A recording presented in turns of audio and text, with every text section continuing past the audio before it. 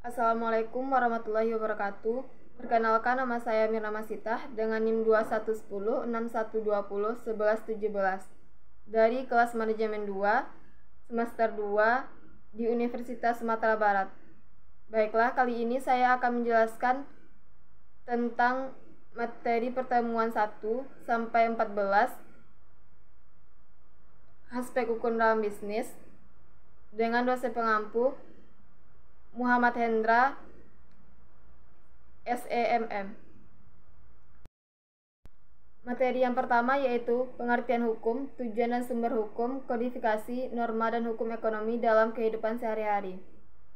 Pengertian hukum yaitu keseluruhan aturan merupakan kaidah yang berlaku dalam hukum merupakan keseluruhan aturan merupakan kaidah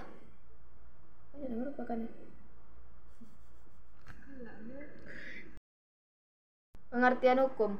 Hukum merupakan keseluruhan aturan kaidah yang berlaku dalam suatu kehidupan bersama yang mengatur mengenai tingkah laku di mana dalam pelaksanaannya dapat dilaksanakan dengan hadirnya suatu saksi. Tujuan hukum yaitu hukum memiliki tujuan untuk mewujudkan kebahagiaan yang sebesar-besarnya untuk semua orang.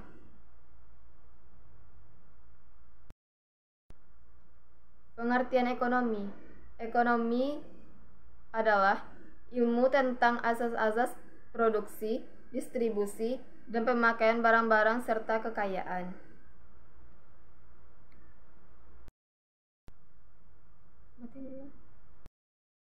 Bab 2. Subjek dan objek hukum serta hak kekayaan kebendaan. Bab 2. Subjek dan objek hukum serta hak kebendaan yang bersifat sebagai pelunasan hutang. Subjek hukum adalah sesuatu yang menurut hukum berhak atau berwenang untuk melakukan perbuatan hukum, atau segala sesuatu yang dapat menyandang hak dan kewajiban menurut hukum. Jenis-jenis hukum. 1. Subjek hukum manusia. 2. Subjek hukum badan hukum.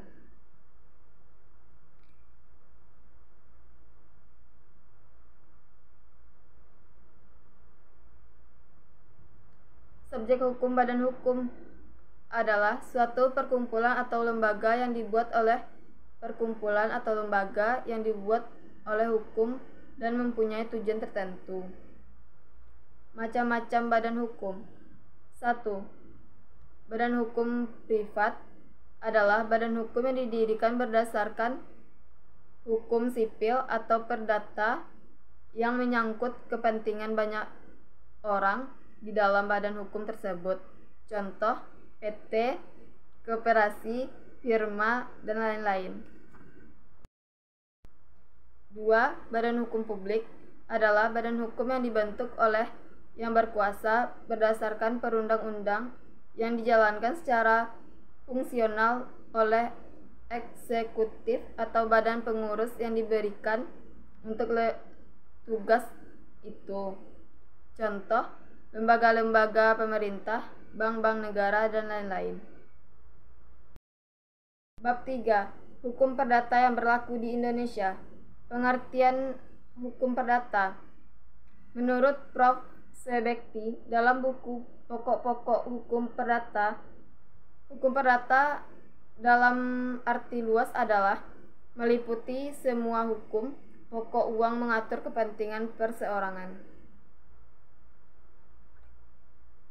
Hukum perdata yang berlaku di Indonesia. 1. Hukum perkawinan. 2. Hukum waris. 3. Hukum kekeluargaan. 4. Hukum perikatan. 5. Hukum perorangan. 6. Hukum kekayaan.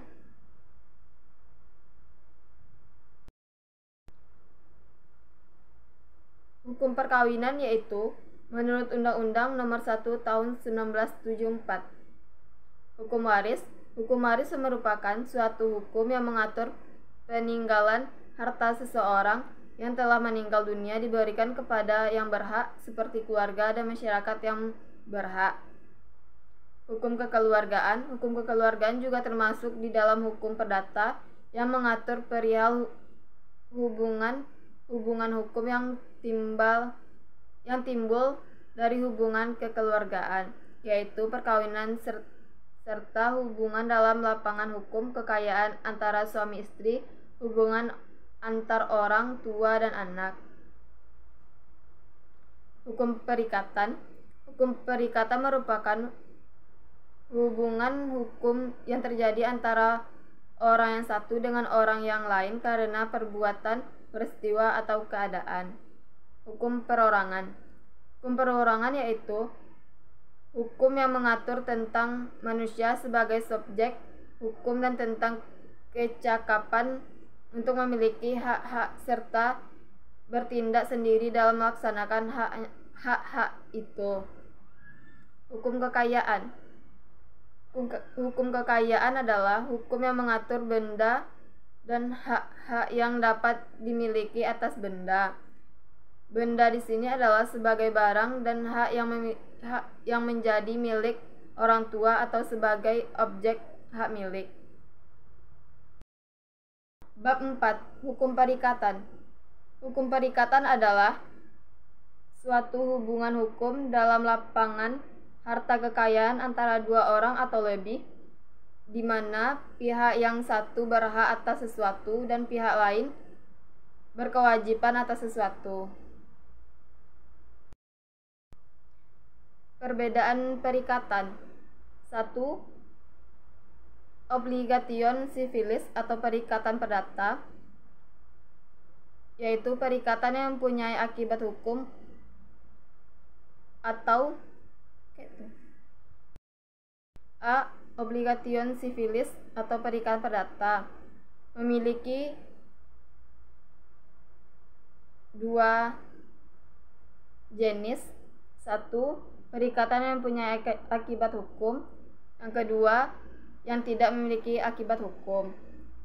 B. Inspanning verbintenis. Yang pertama, perikatan yang prestasinya berupa upaya. Yang kedua, perikatan yang prestasinya berupa hasil. C. Perikatan prinsipal atau perikatan pokok. 1. Perikatan yang dapat berdiri sendiri. 2. Perikatan yang tergantung pada perikatan pokok. Bab 5. Hukum perjanjian baku atau standar yang pasal-pasalnya ditentukan perjanjian yang diatur di dalam dan di luar Burgerlich Wetboek atau BW. Standar kontrak atau perjanjian baku adalah penggunaan klausula eksonerasi dalam transaksi konsumen. Standar kontrak pada dasarnya lahir dari kebutuhan masyarakat yang bertujuan untuk memberikan kemudahan atau kepraktisan bagi para pihak dalam melakukan transaksi. Macam-macam perjanjian. Yang pertama, perjanjian dengan cuma-cuma dan perjanjian dengan beban. Yang kedua, perjanjian sepihak dan perjanjian timbal balik. Yang ketiga, perjanjian konsensual, formal dan real. Yang keempat, perjanjian bernama, tidak bernama, dan campuran. Syarat sah perjanjian diatur dalam pasal 1320 KUH Perdata, mengatur bahwa untuk sahnya perjanjian dilakukan 4 syarat. Yang pertama, sepakat mereka yang mengikat dirinya. Yang kedua, kecakapan untuk membuat suatu perikatan. Yang ketiga, suatu hal tertentu. Yang keempat, suatu sebab yang halal. Bab 6. Hubungan hukum perdata dengan hukum dagang. Hubungan hukum perdata dengan hukum dagang adalah aturan-aturan hukum yang mengatur hubungan orang yang satu dan lainnya dalam bidang perniagaan. Sedangkan hukum perdata dapat diartikan sebagai rangkaian peraturan-peraturan hukum yang mengatur hubungan antara orang yang satu dengan orang yang lain dengan menitiberatkan kepada kepentingan perseorangan. Berlakunya hukum dagang. Perkembangan hukum dagang abad pertengahan di Eropa tahun 1000 sampai 1500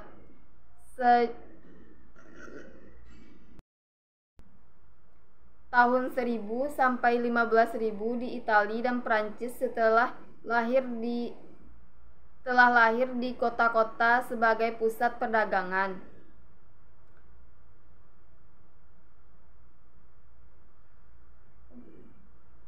Hubungan pengusaha dan pembantunya. Pengusaha adalah seseorang yang melakukan atau menyuruh melakukan perusahaannya. Sebuah perusahaan dapat dikerjakan oleh seseorang pengusaha atau beberapa orang pengusaha dalam bentuk kerjasama.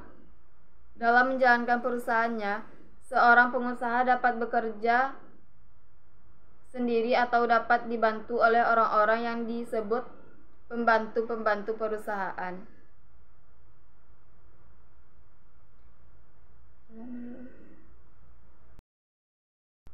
Bab 7. Bentuk-bentuk badan usaha, perseroan terbatas, koperasi, yayasan, badan usaha milik negara.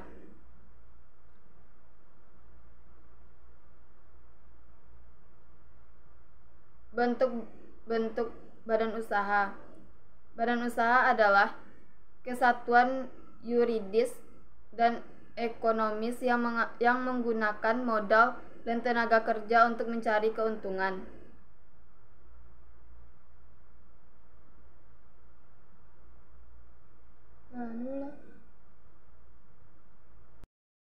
Perseroan terbatas.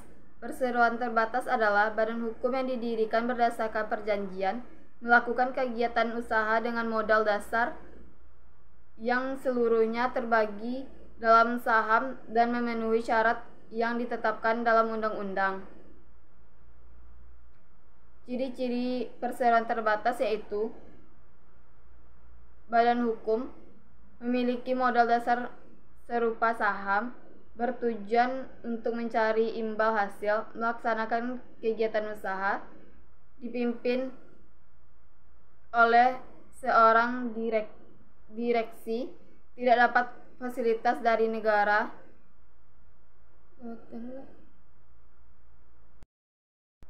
Koperasi.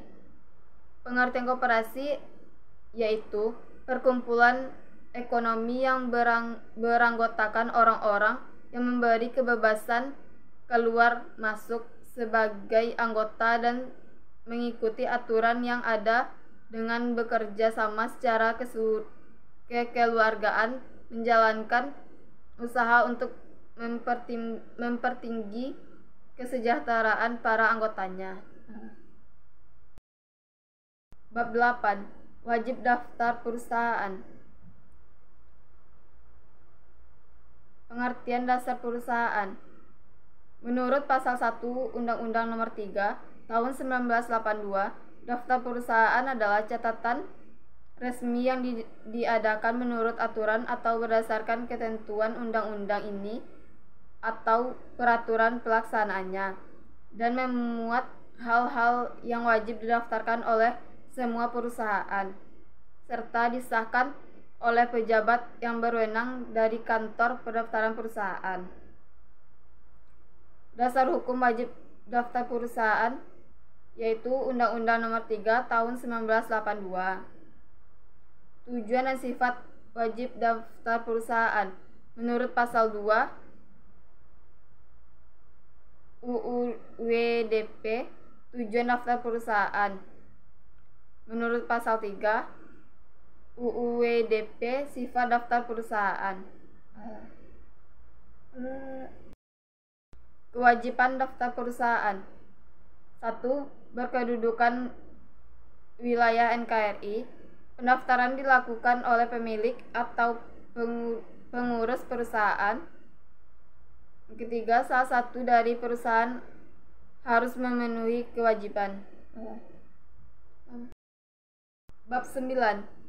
Pengertian haki, prinsip-prinsip hak kekayaan intelektual, klasifikasi hak kekayaan intelektual, dasar hukum hak kekayaan intelektual. Pengertian haki. Haki adalah hak yang didapatkan dari hasil olah pikir manusia untuk dapat menghasilkan suatu produk, jasa, atau proses yang berguna untuk masyarakat. Prinsip-prinsip hak kekayaan intelektual.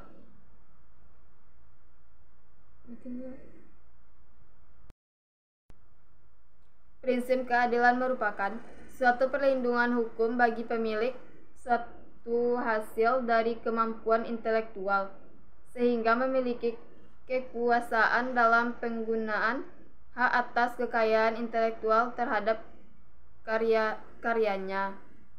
Prinsip kebudayaan merupakan pengembangan dari ilmu pengetahuan, sastra, dan seni guna meningkatkan taraf kehidupan serta akan memberikan keuntungan bagi masyarakat, bangsa, dan negara.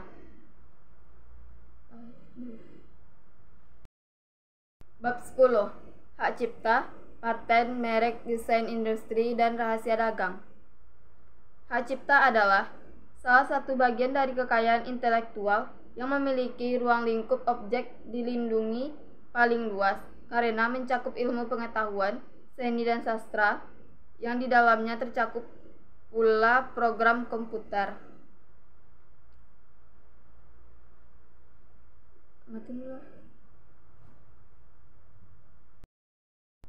Hak paten.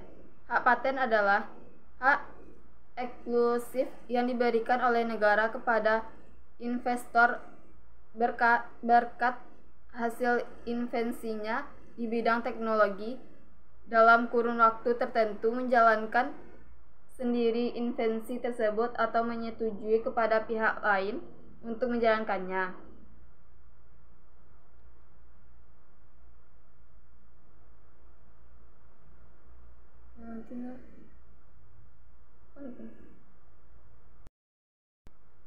Hak merek. Merek adalah suatu penanda dari sebuah produk, mulai dari tampilan, garis, nama, logo, huruf, angka, kata, susunan warna, hologram, sampai dengan suara yang digunakan.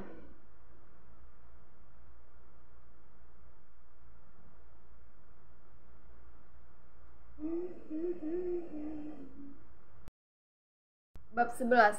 Konsumen dan pelaku usaha.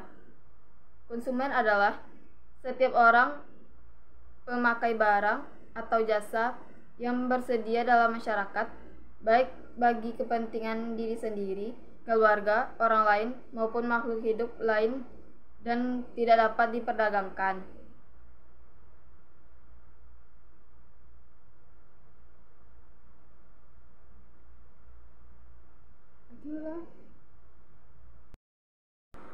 Hak konsumen. 1. Hak atas kenyamanan, keamanan, dan keselamatan dalam mengkonsumsi barang atau jasa. 2. Hak memilih barang atau jasa serta mendapatkan barang atau jasa tersebut sesuai dengan nilai tukar dan kondisi serta jaminan yang dijanjikan. 3.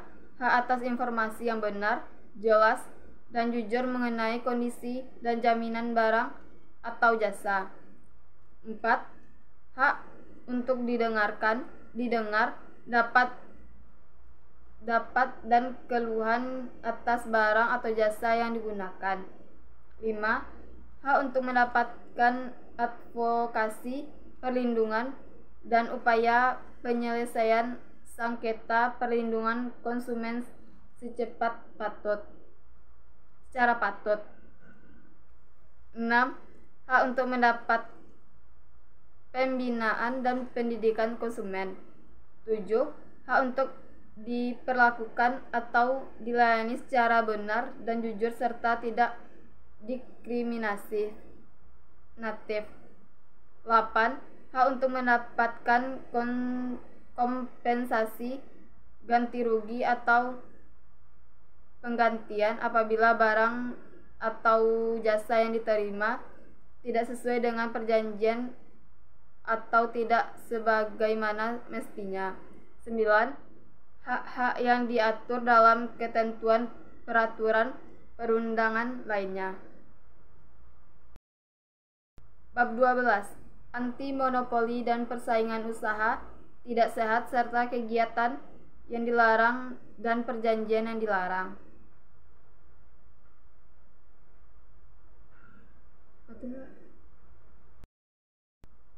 Menurut Undang-Undang Nomor 5 Tahun 1999 menyebutkan pengertian monopoli, yaitu suatu bentuk penguasaan atas produksi dan atau pemasaran barang dan atau penggunaan jasa tertentu oleh satu pelaku atau satu kelompok pelaku usaha. Kegiatan yang dilarang dalam anti-monopoli. Pertama, monopoli adalah penguasaan atas produksi dan atau pemasaran barang dan atau jasa tertentu oleh suatu pelaku usaha atau kelompok pelaku usaha. 2.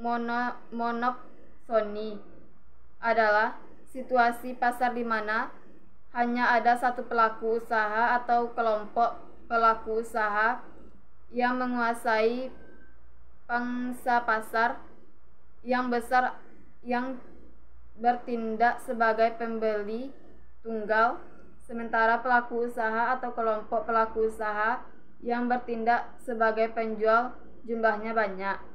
3. Pengusaha pasar.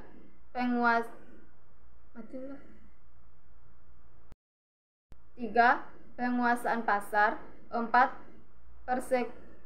Persekongkolan. 5.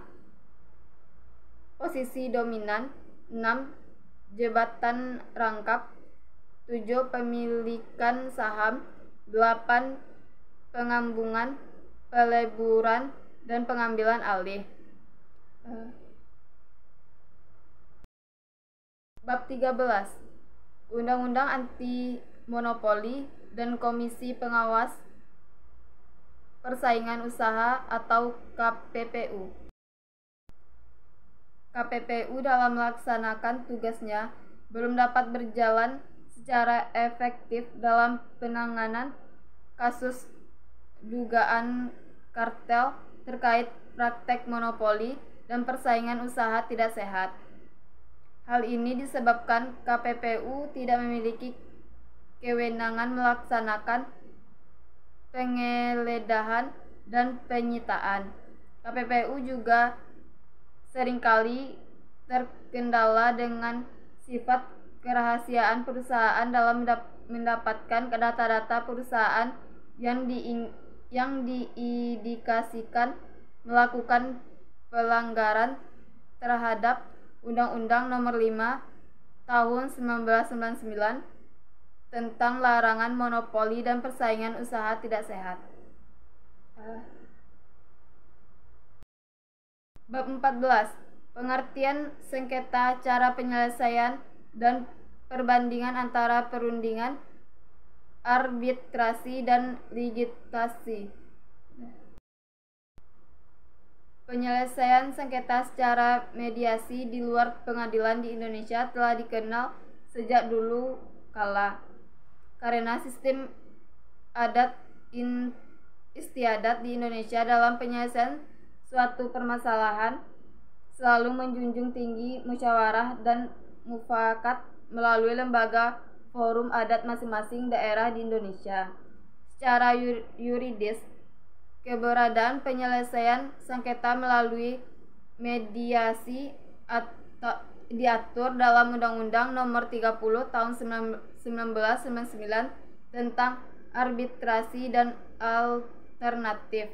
Penyelesaian sengketa melalui mediasi, di mana ditegaskan bahwa penyelesaian sengketa di luar pengadilan dengan menempuh cara arbitrasi atau alternatif penyelesaian sengketa yang di dalamnya meliputi kondisi negosiasi, fasilitasi, mediasi, atau penilai ahli.